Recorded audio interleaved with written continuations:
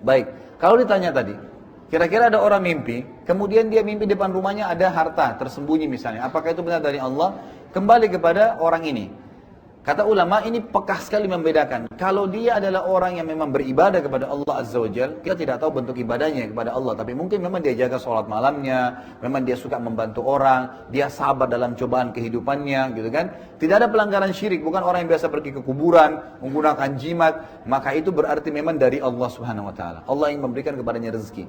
Tapi kalau orang ini ahli maksiat, kemudian tiba-tiba yang mendapatkan itu, bukan mustahil kata para ulama, itu cara syaitan agar dia nanti lebih membuat kekufuran.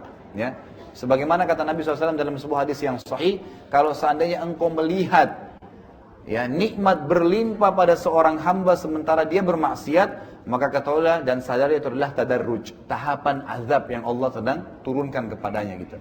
Sama halnya cukup banyak syaitan ya. Jadi syaitan itu bukan cuma menggoda anda, jangan berzina atau suruh berzina, jangan sholat, tidak. Kadang-kadang dia masuk ke dalam kehidupan sosial kita, kehidupan sehari-hari. Misalnya, di Indonesia kan ada terjadi begitu tuh. Tiba-tiba ada anak-anak dianggap ya indigo, bisa mengobati orang sakit. Ada batu keramat ditaruh di air bisa nyembuhin orang. Ini demi Allah permainan syaitan. Ya, ini permainan syaitan. Ini sudah bukan lagi rahasia umum di antara para ulama, dan Anda kalau kembali ke buku-buku hadis. Kenapa? Karena syaitan ingin menunggangi anak itu tanpa dia sadari gitu kan, sehingga menyembuhkan orang gitu. Dan syaitan itu, Bapak Ibu sekalian rahimakumullah, bisa mengangkat penyakit Anda ya. Misalnya dia tahu nih ada batu di tubuh Anda, bisa dilakukan. Makanya para dukun-dukun tuh memegang, narik batunya disembuh tiba-tiba. Itu dukun gitu kan.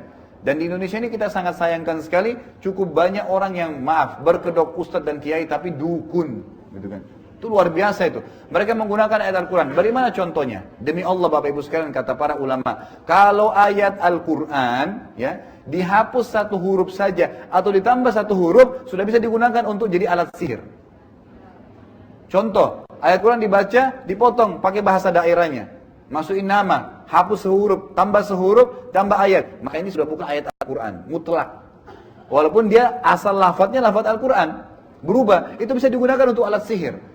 Makanya cukup banyak orang tidak sadar, dia lakukan sihir, dia katakan itu baca Al-Quran kok, baca ayat kok, berdoa dalam bahasa Arab kok, gitu kan.